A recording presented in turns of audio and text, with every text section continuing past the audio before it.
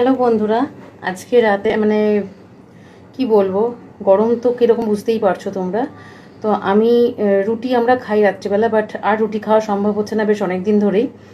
আমার তো শরীরে অনেক বেশি প্রবলেম, ট্রিটমেন্ট চলছে, এখন রেডিওথেরাপি চলছে।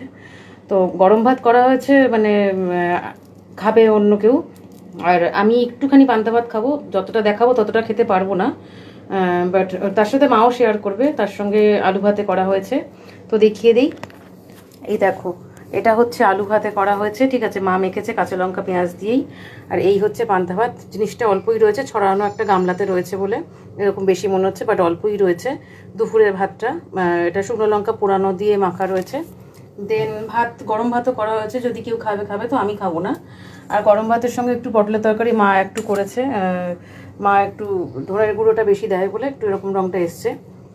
তো এই হলো মেনু রাত্রের, ঠিক আছে, এই চলবে এখন। মানে কদিন ধরে আমি তাই খাচ্ছি পান্তা ভাত, মানে অল্প বিস্তর। আমি খেতে পারছি না, যেহেতু আমার ট্রিটমেন্ট চলছে, আমার খেতেও প্রচণ্ড কষ্টই হচ্ছে।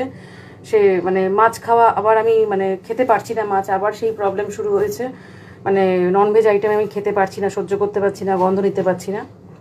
তো দেখা যাক আমাকে আর কতদিন সহ্য করতে হয়। লাস্ট জুন জুলাই মাস থেকে তো চলছে লাস্ট ইয়ারের ট্রিটমেন্ট, কবে শেষ হবে জানি না, কবে ঠিক হব নিজেও জানি না। চলো, এই দেখালাম, কেমন লাগলো জানিও।